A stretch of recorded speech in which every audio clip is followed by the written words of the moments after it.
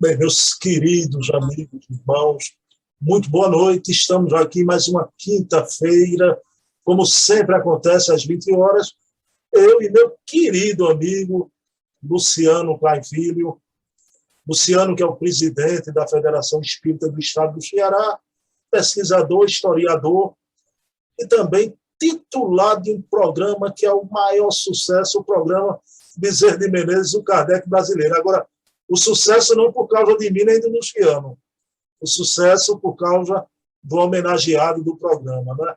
E essa semana que eu vou ficar, como diz o personagem, por aqui, o Luciano vai, porque é o nosso programa na quinta e no sábado é entrevista, né? Eu vou morrer de digestão, não é possível, viu, meu querido Clay? Então, pessoal, vou dar boa noite a Clay. Meu amigão, tudo bom, Clay? Como é que você está? Tudo, meu querido. Sempre disposto a continuar a nossa peleja, divulgando a nossa doutrina e durante esses meses agora, um pouco aí a vida do nosso ilustre conterrâneo, com esse espaço, inclusive, que você nos dá sempre semanalmente através do seu programa. Bom, e hoje, mudando um pouquinho, eu vou pedir a você, Clay, para fazer a prece inicial. Amigo Jesus, nós te agradecemos, Senhor, pelo amparo constante, pelas orientações amoráveis, que através dos benfeitores espirituais nos tens permanentemente propiciado. Ampara-nos, Senhor, permanentemente em nossos propósitos de mais e melhor servirmos a causa do bem, através da seara espírita, que possamos aproveitar o tempo presente da nossa jornada terrestre, para, através das nossas ações, na divulgação e na vivência dos teus postulados, na tua mensagem redentora, possamos anular o nosso ontem negativo e continuarmos trilhando pelas veredas da luz e da fraternidade. Guarda-nos na tua paz, hoje e sempre, que assim seja. Bem, pessoal, eu disse brincando que eu vou morrer de indigestão com Clay essa semana, mas não pode ser, principalmente na noite de hoje, um tema maravilhoso, né? Bezerra de Menezes e as assombrações no período pré-espiritismo. Que assombrações serão essas? Né? Meu querido Clay, uma primeira pergunta. Meu amigo, a infância de Bezerra, o meio familiar que ele viveu, a localidade, era propício para o Bezerra, né, desenvolver mais tarde, né, esse interesse pela fenomenologia espiritual, meu amigo? Sem sombra de dúvidas, Bruno. Você que, como eu, é nordestino, nós sabemos que, historicamente, a partir, inclusive, dos estudos que nós fazemos na nossa infância, para compreender um pouco a trajetória histórica do nosso povo, a formação da civilização brasileira, em particular do Nordeste, até o século passado, no início chamado de Norte, depois, hoje, Nordeste, nós poderíamos dizer que, do ponto de vista sociocultural, em particular aqui no interior do Ceará, o nosso povo, numa análise, mesmo que superficial, que pudéssemos fazer, tem, evidentemente, por influência portuguesa e pela religião hegemônica, até o final do Segundo Reinado, que é o catolicismo, uma presença importante da Igreja Romana, influenciando a cultura da nossa gente, principalmente as pessoas mais simples, e especialmente aquelas que viviam em regiões ermas, como campesinos, na zona rural, no nosso interior. Na região do Riacho do Sangue, onde o Dr. Bezerra de Menezes nasceu, no Vale do Jaguaribe, nós constatamos desde os 700, que foi o século XVIII, quando inclusive os Bezerra de Menezes se estabeleceram no Ceará e partes também da província, ou antes, capitania de Pernambuco, já que, como já conversamos com você, o Ceará fez parte de Pernambuco até o final do século XVIII, nós vamos ter uma forte influência do catolicismo na indução do povo, principalmente do interior, nas suas práticas diárias. Então, era muito comum, pelos ritos da Igreja Católica, as cidades se formarem a partir de capelas e no entorno delas, dessas pequenas igrejas, cidades que se estabeleciam. Nós vamos ter os pais do Dr. Bezerra de Menezes, e em especial também a sua mãe, que mais diretamente lhe influenciou desde a infância em relação às suas convicções, à sua crença, à sua fé católica, exercendo, portanto, um poder muito grande de persuasão no jovem para as crenças, como, aliás, isso ia acontecer com todos nós, num país tradicionalmente católico. Isso nós não vemos como negativo, né? O historiador, o pesquisador, tem que analisar isso como algo do contexto, porque eu, particularmente, espírita há 36 anos, devo muito à minha igreja de berço, que foi o catolicismo, que me permitiu ter esse contato primordial com as coisas transcendentais, estudando, lendo a vida dos santos, e que é algo que, de certa forma, com o Espiritismo eu passei a entender melhor. Até porque entendemos que todos aqueles que foram chamados de santos, ou antes beatos, eles assim foram denominados em grande parte pelas proezas psíquicas, mediúnicas que realizaram. Basta que nós estudemos a vida de um Antônio de Pádua, de um Francisco de Assis, de um João Crisóstomo, de uma Santa Teresa d'Ávila, de Santa Teresinha do Menino Jesus, nós vamos constatar incríveis fenômenos mediúnicos produzidos por esses seres. Então, essa ideia, mesmo à luz da Igreja, do sobrenatural, como era entendido à época, na crença desses santos, da interferência dos mesmos na vida do povo do interior do Nordeste, e, sobretudo, no nosso personagem que nos interessa, foi grandemente importante. Havia uma devoção extrema também, e isso nós constatamos ao longo de toda a vida do Dr. Bezerra de Menezes, mesmo depois, já como espírita, uma devoção a Maria, a mãe de Jesus, a rosa mística de Nazaré, que todos nós, espiritistas, na atualidade, respeitamos pela grandeza desse ser que veio à Terra, com a missão precípua de abrigar em seu ventre o mais puro dos puros homens que já pisou na crosta planetária, que, conforme diz os Espíritos Reveladores, em resposta à questão de número 625 do Livro dos Espíritos, Jesus de Nazaré se nos apresenta como referência, como modelo e guia das nossas vidas. Então é curioso esse culto mariano, esse culto a Maria. Foi tão importante que, inclusive, já até dissemos noutra oportunidade, em uma outra live que fizemos nos nossos encontros semanais, Bruno, que a família do Dr. Bezerra de Menezes estava cheia de Marias. Ele teve duas irmãs chamadas Maria, Maria Ignácia, Maria de Souza, a sua mãe, Dona Fabiana de Jesus Maria Bezerra Cavalcante, Albuquerque, também tinha Maria no nome.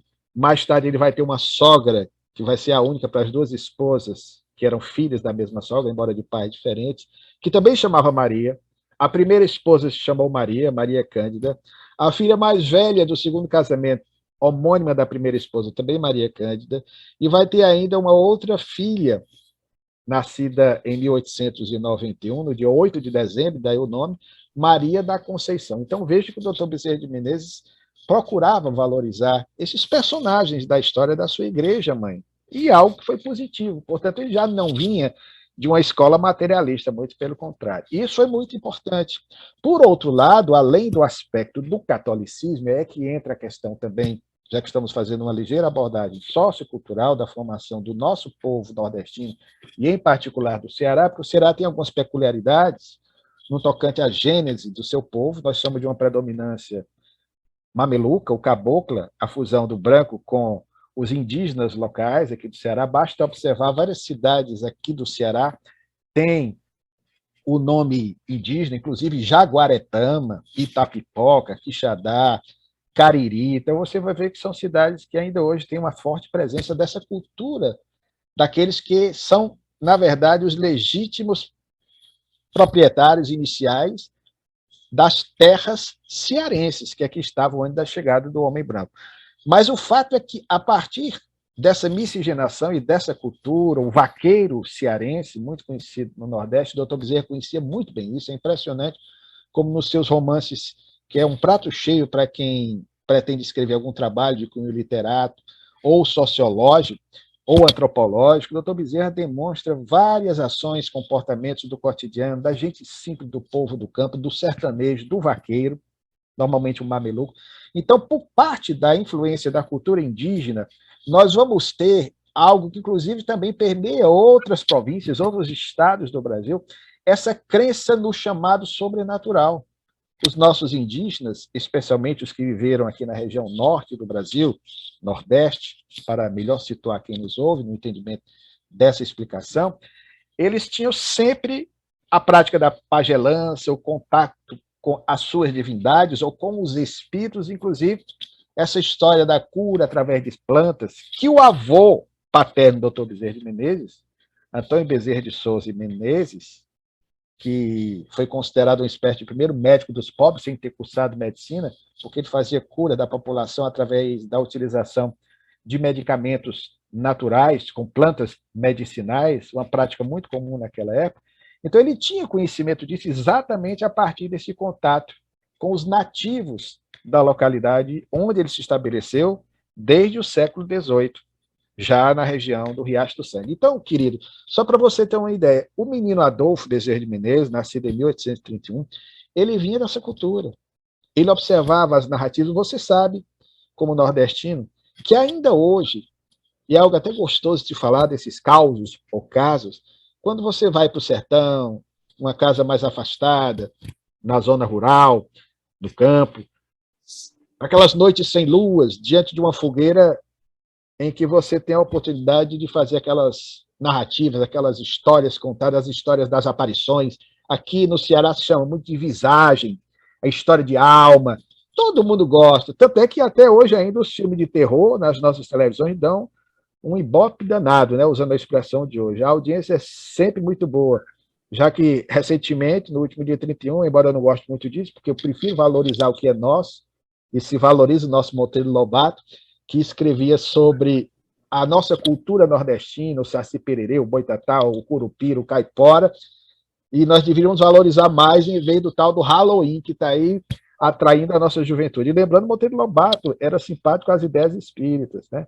O nosso Saci Pererê, o nosso Caipora, tão comum aqui no Nordeste, né, na visão de alguns esoteristas, os elementais, seres infra-humanos na concepção de outros, não vamos entrar aqui na discussão, porque esse não é o tema, mas que Monteiro Lobato tão bem soube no livro Saci, da série Sítio do Pica-Pau Amarelo, passar para todos nós, e marcou muito a minha infância. E ali tem muito dessa cultura nordestina também, embora ele fosse de Taubaté, fosse de São Paulo, mas retrata muito bem o que por aqui e outras regiões do Brasil acontecia. Então o doutor Bezerra, antes, quando adolescente, ouvia tudo isso. Então ele sabia dessas histórias. Quem não ouviu aqui no Nordeste essas histórias de visagem? O cavalo vai, paca na estrada, não vai de jeito nenhum, parece que está percebendo alguma coisa. Se você chegar no interior, você sabe que você vai ouvir histórias e mais histórias. Algumas, evidentemente, fruto da imaginação, mas outras, muito provavelmente, fruto da realidade, de fenômenos talvez não compreendidos à luz da razão ou do espiritismo, e, de repente, é contado de geração em geração. Se você for perguntar a muita gente do nosso sertão se já teve alguma experiência psíquica, se já viu alguma alma, como se diz no sertão, se já teve algum sonho com um parente morto, você vai ver que de 10, talvez 8, sinalizem que já passaram por uma experiência dessa natureza. Então, o doutor Bezerra de Menezes cresceu nesse meio. Então, foi um menino que teve, de certa forma, esse despertar para o lado transcendente da vida, e isso nós constatamos nos seus romances. Só lembrando, ele escreveu mais tarde um romance intitulado, foi publicado em livro, A Casa Mal Assombrada. Originalmente o título era Mal Assombrado, usava o seu advérbio. Depois, eu não sei porquê, nas edições atuais, se tirou o mal, porque eu desconheço que tem uma casa bem assombrada, né? Mas é Casa Assombrada hoje, mas originalmente era Casa Mal Assombrada. Um momentinho apenas. O Camille Flammarion, o francês, também tem uma obra, As Casas Mal Assombradas, Les Maisons Hantées, né? Também tem. Exatamente, querido. Então, meu bom irmão, em síntese, para que nós entendamos os ingredientes, vamos dizer assim, culturais, sociais, que influenciaram a formação do nosso Bezerra de Menezes, vem daí, da sua família, essa valorização dos santos, inclusive seu avô paterno era devoto da Santa Bárbara, a heroína do cristianismo, Marte, do século III e IV, que inclusive da região da Turquia, Nicomédia, foi decapitada pelo próprio pai por não abdicar da fé cristã. Então a família valorizava muito Santo Antônio, São Francisco, Santa Bárbara, as várias concepções, segundo o credo católico, de entendimento das manifestações de Maria, a mãe de Jesus. E isso marcou indelevelmente a vida de Bezerra de Menezes. Você me emocionou muito, porque o que você disse é uma realidade, né? Hoje a gente tem uma educação diferente e dizem, em parte é verdade, né?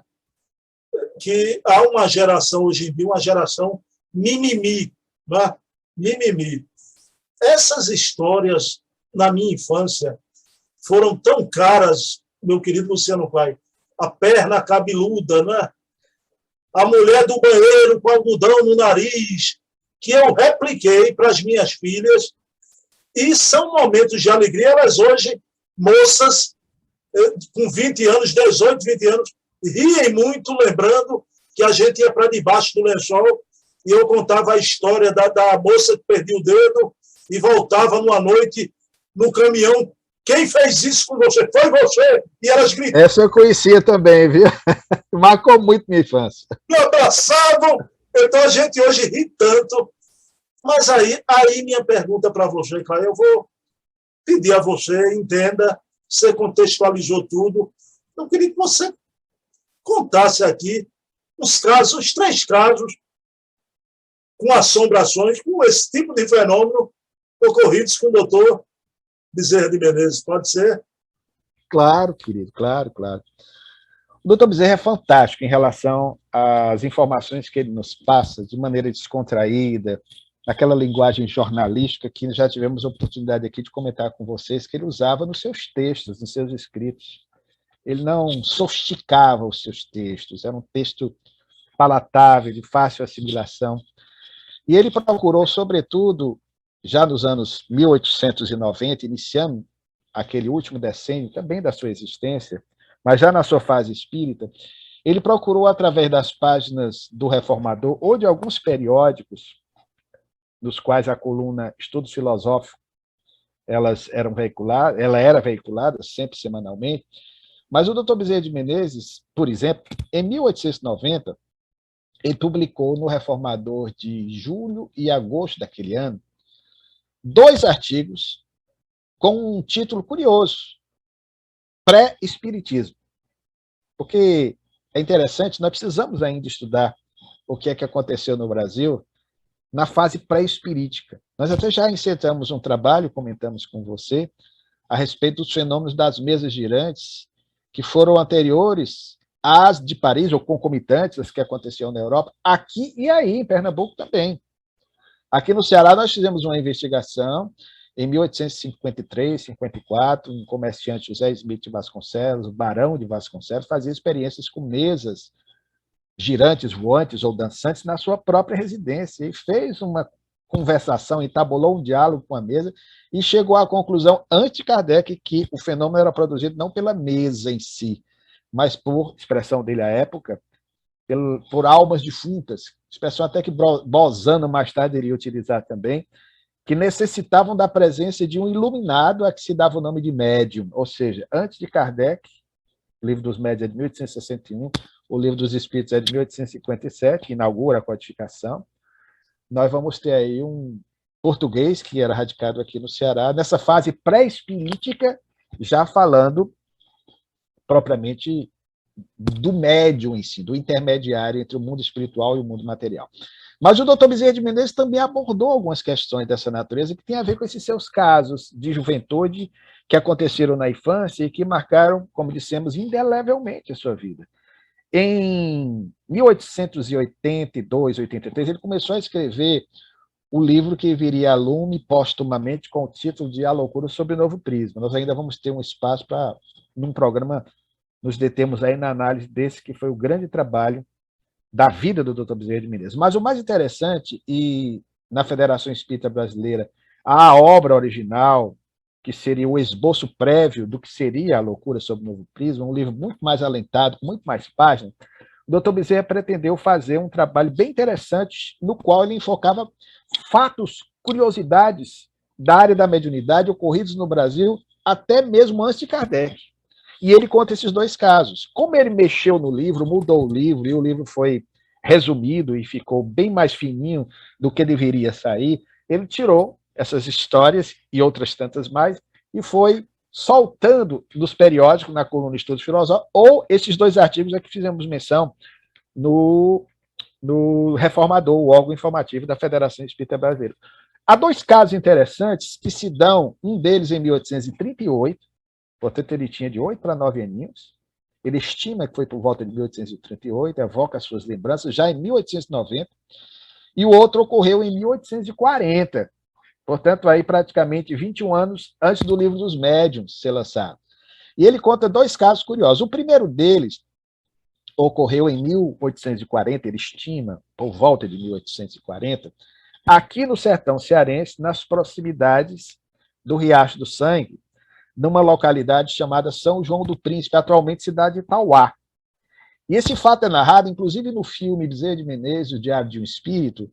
Esse fato foi encenado com a licença poética do diretor, que fez algumas modificações, e não dá para se ter uma ideia pormenorizada do fenômeno mediúnico que aconteceu e que marcou a vida de Bezerra na infância. Então, Bezerra estava praticamente com 9 anos, 10 anos, nessa fase da vida, e ele disse que chegou na sua residência um juiz amigo da família, cuja vida nós pesquisamos para o trabalho que lançamos, o juiz Leopoldino Chaves, que era de Quixeramobim, desencarnou em 1856, e esse juiz, numa conversa fraterna na fazenda do pai do Dr. Bezerra de Menezes, resolveu contar esse fenômeno, e ele, menino do lado, ouviu aquilo ali, como a sua filha que guardou a história da perna cabeluda e essas histórias todas do anel que marca a vida de uma criança, ele captou aquilo ali e mais tarde, talvez até acrescentando algumas informações obtidas posteriormente, ele fez esse artigo. O fato é interessantíssimo. Ele conta que o doutor, assim como era chamado o juiz de direito, amigo da família, ele residia em Quixeramobim e foi visitar a sua terra natal, que ficava em São João do Príncipe, atualmente Itauá, como dissemos. E na sua residência, na residência dos familiares, ali pertinho, morava uma família que tinha algumas moças, uma família decente, uma família pobre e uma família muito humilde. Família de pessoas que viviam ali na zona rural, muito provavelmente de atividades agrárias, agropecuaristas, né? E aí a situação era a seguinte, ele dizia que, certa feita, uma das filhas do casal, e a família era muito religiosa, essa tradição da cultura do catolicismo muito marcante na vida do povo nordestino, cearense em particular, certa feita, à noite, a criança, ou a jovem, melhor dizendo, que era uma jovem de 15 para 16 anos, foi chamada para rezar ou tirar o terço, como eles diziam. E a curiosidade é que essa criança, ou essa jovem, ela não apareceu. E era uma menina muito, sempre serelepe, muito ativa, muito simpática, a família gostava demais, e muito religiosa.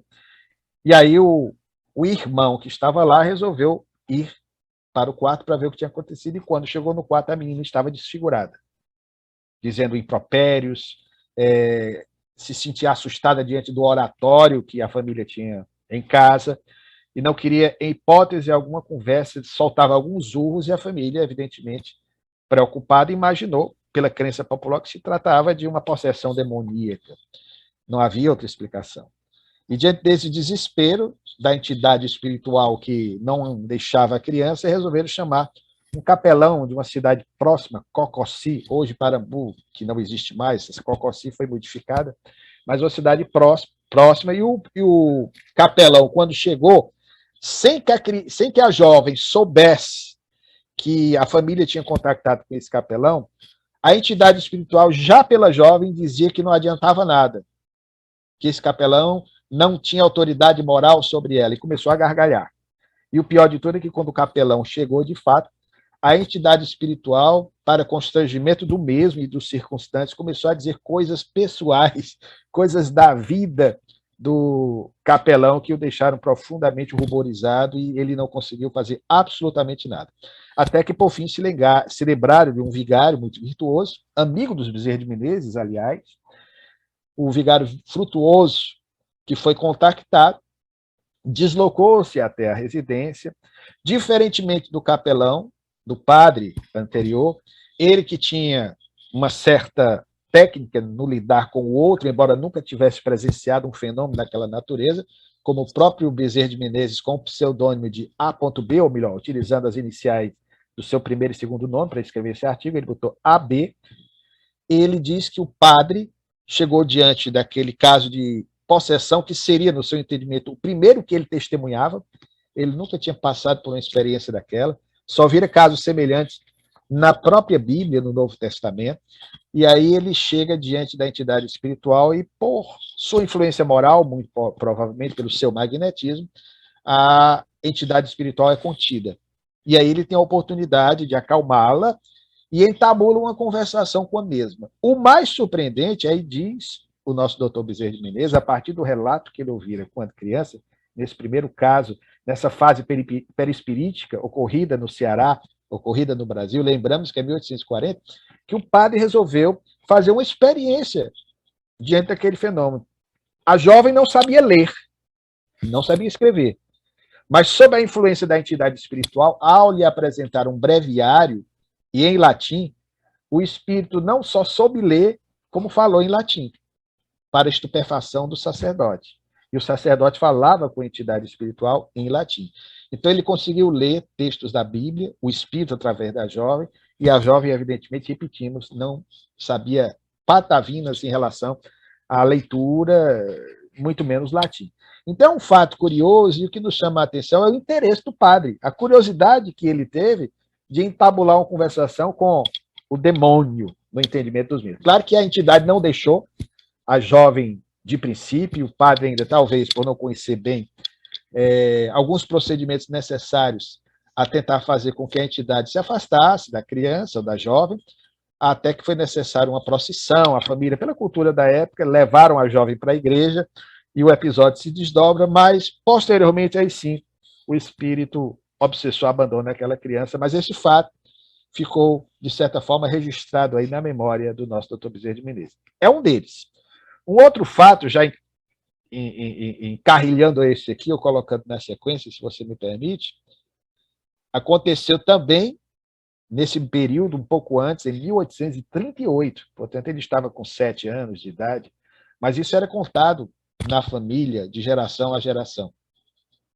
E o certo é que nós vamos tê-lo aí, ouvindo uma narrativa que ocorreu com a sua família, por parte de primos, no interior do Rio Grande do Norte. Muitos Bezerra de Menezes se deslocaram para o Rio Grande do Norte, a própria família do Dr. Bezerra de Menezes, quando de perseguições de natureza política, ocorrida em 1841, passou a viver 4 anos na Serra do Martins, então havia alguns Bezerra de Menezes, especialmente parentes por parte de mãe, da dona Fabiana.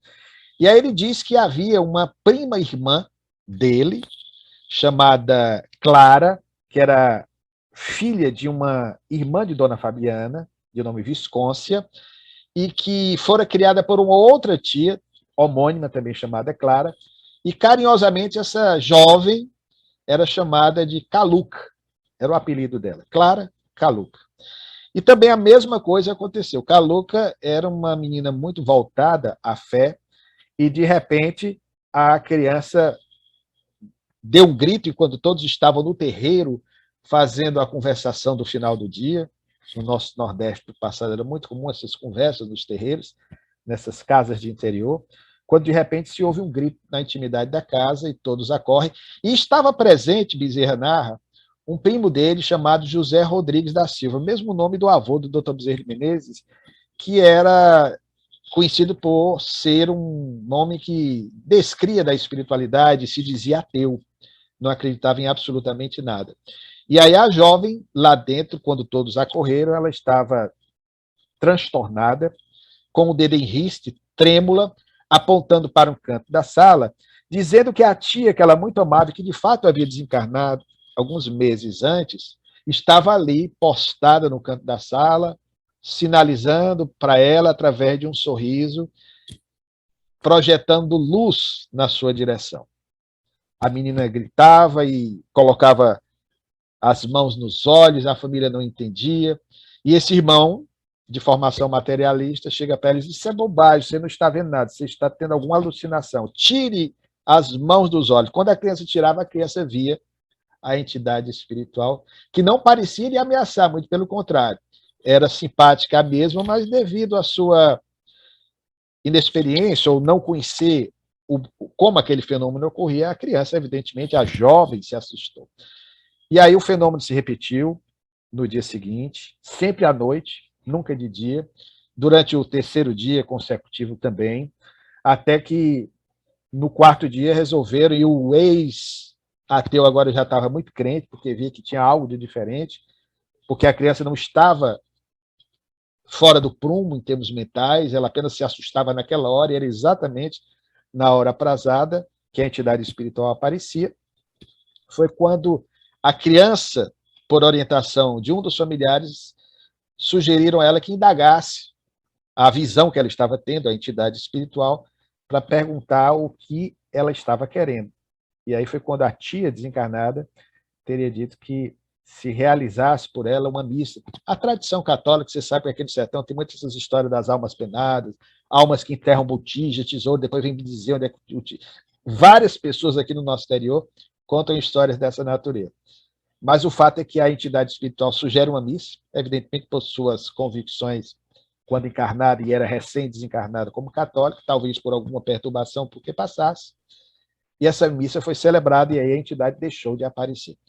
Mas foi um fato também, narrado pelo Dr. Bezerra posteriormente, já na sua madureza, e que marcou de maneira incrível a sua existência. A gente virava à noite contando esses casos maravilhosos. Ah, meu amigo, você falou uma coisa aí, Clay, que não faz tanto tempo que eu tomei conhecimento, né? Na era pré-espirítica, rapaz, os fenômenos das mesas girantes no Ceará e em Pernambuco. Pela primeira vez eu tomei conhecimento do fato das mesas girantes aí no Ceará, através de um amigo comum meu e seu, Eduardo Lima, e eu quero aqui, peço permissão a você, fazer uma propaganda, né, um merchandising, né? Pessoal, entrem no grupo de estudos espíritas Hermínio Corrêa de Miranda, que é o canal do YouTube, Grupo de Estudos Espíritas Hermínio Corrêa de Miranda, que tem lá um vídeo completo sobre isso, as mesas girantes no Ceará. É impressionante, né, Clay? Isso é um valor histórico espírita, mas, meu amigo, na mesma linha eu não podia, para encerrar a pergunta derradeira, que você contasse essa influência dessas assombrações, dessa fenomenologia no Bezerra já jovem, no Rio de Janeiro, na corte, mas ainda no período pré-espirítico. A família toda sabia desses casos, mesmo o irmão mais velho, Manuel Soares, mais tarde numa carta a Bezerra de Menezes, e também obtém dele a resposta, posteriormente transformada em livro, uma carta a Bezerra de Menezes. O próprio Manuel Soares, embora fosse tradicionalíssimo em termos de defesa da sua fé católica, ultramontano, poderíamos dizer assim, ele sempre também deixou muito claro que testemunhou algum dos fenômenos, inclusive o Dr. Bezerra, na carta que disse para ele, dizia que o irmão conhecia 2 episódios reais, um deles vamos contar agora, e o outro no qual o próprio Adolfo tinha vivido uma experiência quando soube da desencarnação do pai aqui no Ceará. Só lembrando, o Dr. Bezerra foi para o Rio de Janeiro em fevereiro de 1851 para cursar a Faculdade de Medicina, e no final de setembro desse mesmo ano, o pai, Antônio Bezerra de Menezes, desencarna aqui no Ceará, na cidade de Maranguape, em decorrência de uma febre amarela. Então, Adolfo tem uma visão do pai, o que mostra que ele tinha uma sensitividade, uma mediunidade, lá no Rio de Janeiro. Nós tentamos descobrir alguma coisa a respeito, não encontramos assim uma informação precisa de como se deu esse fenômeno, mas supomos, por uma pista que ele nos dá no referido livro A Casa Assombrada, em que ele se retrata no personagem principal da história, que era um estudante pernambucano, e não cearense, de medicina, e que da família Dantas, Leopoldo Dantas, e que, ao chegar em casa, num dia exaustivo de estudos na faculdade, na casinha onde ele morava, uma espécie de república, ele se dá conta de que o pai estava sentado numa cadeira da sala de estar da casa onde ele alugara, e aí a sua surpresa, porque o pai morava no Ceará, só que na história o pai ainda estava encarnado. Então ele toma um susto muito grande, como se tivesse visto a alma do pai que se manifestava para ele. Né? Então é algo muito interessante, aí mistura um pouco ficção com realidade. Mas em relação a outro caso que ocorreu com ele, também nessa fase pré-espirítica, o espiritismo oficialmente é de 18 de abril de 1857, com o lançamento da magna obra, que é o Livro dos Espíritos. Esse fato aconteceu em 1855. Ele não testemunhou, mas foi um fato tão incrível que ele registrou por várias vezes em alguns dos seus artigos, inclusive no livro A Loucura sob um Novo Prisma. E esse fato aconteceu com seu cunhado que ele não conheceu. A sogra do Dr. Bezerra de Menezes, Dona Maria José Machado, ela era viúva de Francisco Alves Gomes Mato Prego, que era um médico de Campo dos Goitacazes, pai da primeira esposa do Dr. Bezerra de Menezes, Maria Cândida de Lacerda Prego, que depois passou a adotar o nome Bezerra de Menezes, que desencarnou em 1863. Então, quando esse médico, muito virtuoso de Campos, desencarna, a esposa do Dr. Bezerra de Menezes era recém-nascida, mal conheceu o pai, mas tinha um outro filhinho também, de 4 para 5 anos, homônimo ao pai, Francisco Gomes Matos Prego. E esse rapaz estudou Direito, estava cursando a faculdade de Direito em São Paulo, morava no Rio de Janeiro. A mãe se casou novamente com Mariana José Machado, essa história é conhecida, nós já falamos também noutra oportunidade, em outra live aqui com você.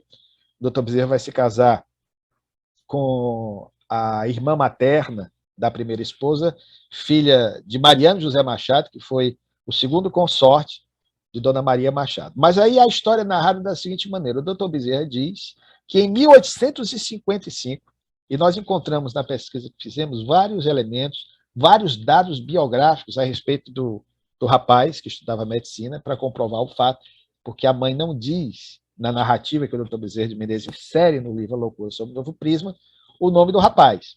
Mas a história é a seguinte: ela estava dormindo, o filho estava estudando em Campos, devia ter, na época, 20 anos, cursava a faculdade de Direito, e de repente ela escuta, dormindo com o marido, no Rio de Janeiro, um barulho como se o castiçal tivesse caído. Ela liga o candeeiro, observa que o castiçal estava no mesmo lugar. O marido é acordado, ela se assusta, e o marido disse que não ouviu esse barulho, então voltam a dormir. Minutos após, o mesmo barulho. Aí o marido se levanta e diz: agora eu estou ouvindo. Foi o castiçal que caiu. Levantam, acendem novamente o candeeiro, quando observam o castiçal estava no mesmo lugar. E aí, já um pouco assustados, né, sem saber o que acontecia, eles resolvem se deitar. Ela deita e ela diz que sentiu uma mão passar no seu cabelo, como habitualmente o seu filho muito amado, esse que era o primogênito do outro casamento, que também amava muito o padrasto, que o adotara também como filho. Ela sentiu a mão do filho passar, porque ela disse que era do mesmo jeito que o filho passava a mão ao longo da sua cabeleira.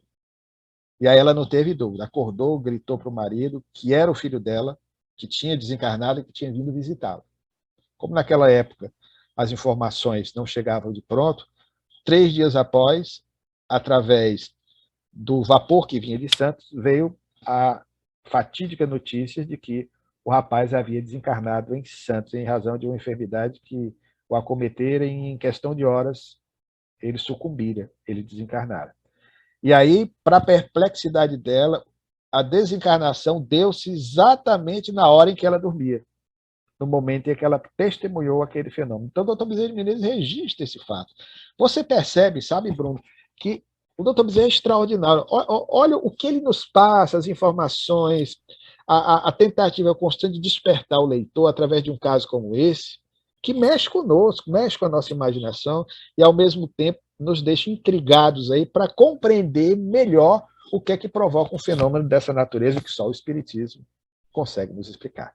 Então, em síntese, meu querido, para fechar a nossa conversa de hoje, esses causos aí do interior, da vida do Dr. Bezerra de Menezes, ou mesmo na sua juventude, nos anos 1850, nessa fase interessante, pré-espirítica, e há muito que se estudar de pré-espiritismo no Brasil, tantos fenômenos, inclusive de natureza mediúnica, desde os primórdios, aliás, vamos voltar, quem conhece um pouco de história sabe disso, desde a chegada aqui dos portugueses, nós temos informações de fatos relacionados à comunicabilidade entre os dois planos de vida.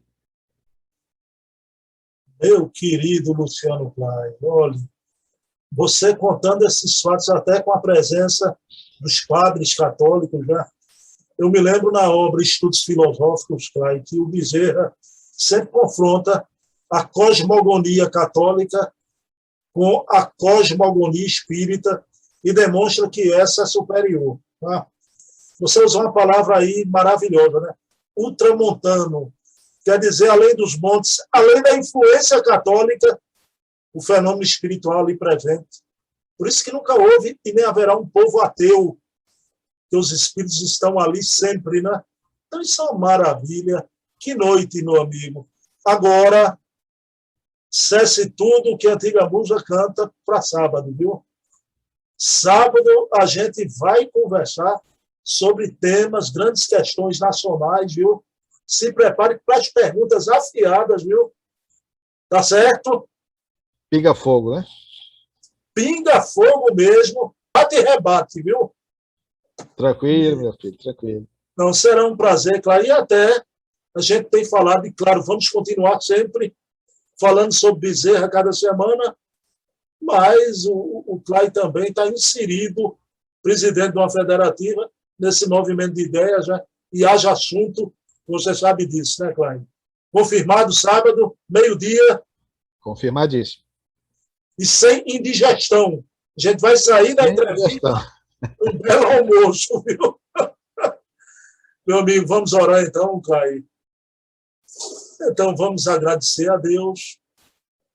E na noite de hoje tivemos a confirmação que os espíritos são uma realidade inafastável e que a doutrina espírita veio estabelecer na Terra, de uma vez por todas, a união da humanidade de cima com a humanidade de baixo, ou seja, da humanidade invisível com a humanidade visível, através da manifestação dos imortais, que não esquecemos jamais. Então, pessoal, paz e bem. Semana que vem, 20 horas, quinta-feira, Bezerra de Menezes, o Kardec brasileiro. Mas antes disso, sábado, o Clay vai estar aqui. Não tenham pena do Clay, ele será impressado até onde der. Até onde a caridade permite, viu, Clay? Amigão, um abraço, viu? Beijo, querido. Beijo na alma. Até sábado.